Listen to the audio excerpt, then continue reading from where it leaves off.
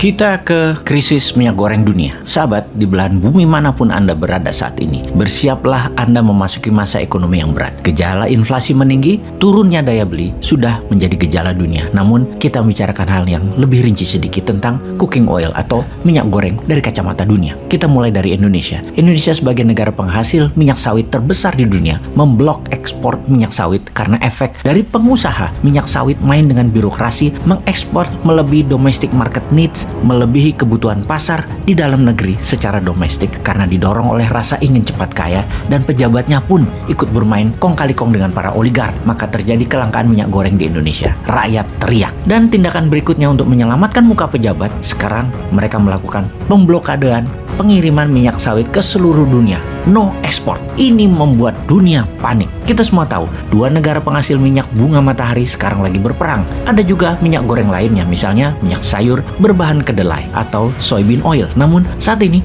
mereka lagi kena masalah dengan iklim yang ekstrim. Terlalu panas di beberapa tahun ini menyebabkan banyak kekeringan yang membuat banyak gagal panen. Juga canola oil mengalami masalah yang sama. Pertanyaannya, bagaimana Anda mendapatkan cooking oil dengan semua masalah itu di dunia? Memang tidak semua masakan memerlukan cooking oil, tetapi tetap saja diperlukan. Bahkan Anda memakan salad sekalipun terenak disiram sedikit olive oil atau minyak zaitun pada salad dressingnya atau mayonesnya. Minyak goreng ada sedikit di mana-mana pada setiap masakan utama, pada saat memanggang, menumis, bahkan pada tepung untuk pizza pakai cooking oil. Dan saat ini supply cooking oil mulai terbatas. Apa rencana kedua Anda? Apa kita harus menimbun minyak goreng di rumah? Sejauh ini, cooking oil di seluruh dunia sudah meningkat 23% harganya. Di Indonesia, bahkan lebih tinggi lagi. Kita rincikan akar masalahnya. Ukraina mengekspor 5,4 juta ton minyak bunga matahari per tahunnya dan memenuhi hampir 50% kebutuhan sunflower oil dunia. Karena sedang berperang, tidak ada lagi suplai dari Ukraina terhadap minyak bunga matahari tersebut. Rusia juga penyedia sunflower oil sekitar 25% kebutuhan dunia, dan Rusia sedang kena sanksi ekonomi saat ini. Kita ke Kanada sekarang. Sebagai negara terbesar penghasil rapeseed oil, Kanada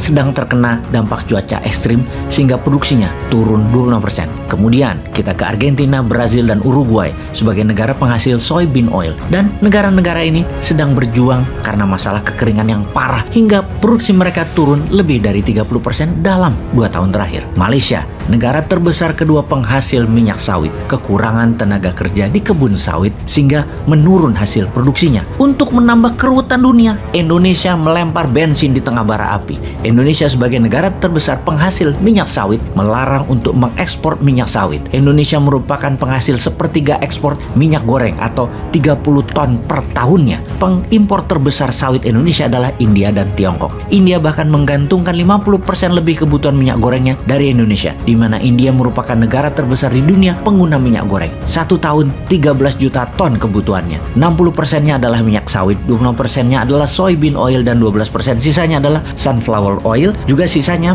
macam-macam minyak lagi seperti minyak zaitun misalnya. Kalau diperhitungkan per orangnya, India membutuhkan 19 kg minyak goreng cooking oil per tahunnya. Kebutuhan tersebut Indonesia memenuhi lebih dari 50%, kemudian Malaysia 30%. Diperkirakan India efek kekurangan cooking oil dan terbatasnya persediaan akan membuat harga naik cooking oil tersebut mendekati 30% dan akan membawa 1% inflasi di India. Bayangkan, Indonesia bisa membuat India inflasi. Ini membuktikan Indonesia negara global player sejak awalnya. Memang takdirnya Indonesia itu adalah jadi negara besar. Secara keseluruhan dunia, sekarang harga minyak sawit sudah meningkat 55% di pasar Amerika. Harga soybean meningkat 27%. Rapeseed oil naik 50% di Eropa juga Amerika, dan semua ini kedepannya akan semakin buruk. Jadi sebagai konsumen, apa yang harus Anda lakukan? Menimbun minyak goreng di rumah? Karena di Eropa Barat saat ini, semua minyak goreng, sunflower oil, rapeseed oil, olive oil hanya boleh membeli tidak lebih 2 botol minyak goreng per orangnya. Semua sudah dibatasi. Ada lagi kemungkinan lain, di mana 15% cooking oil ini dipakai sebagai bahan bakar saat ini.